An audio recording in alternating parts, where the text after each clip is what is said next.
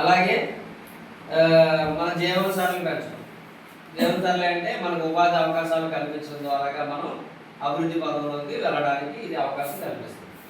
మనకి చదువుకున్న వారికి అయితే ఇప్పుడు స్కిల్ డెవలప్మెంట్ ద్వారా పాడేరులో ప్రతి నెల కూడా వెళ్ళండి అంటాం.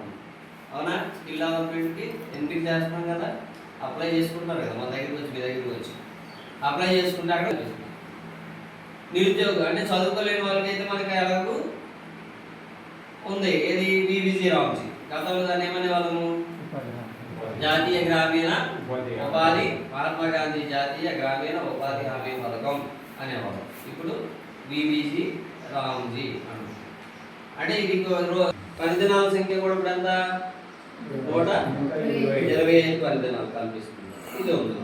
దీని ద్వారా మన జీవనశైలి మారుతుంది కదా, ఎంతో కొంత పూర్తిగా మారకపోయినా ఎంతో కొంత మారుతుంది. అలాగే మన పిల్లలు ఉన్నారు, చదువుకున్నారు, వాళ్ళకి స్కిల్ డెవలప్మెంట్ ద్వారా ఉద్యోగ అవకాశాలు కల్పిస్తున్నారు.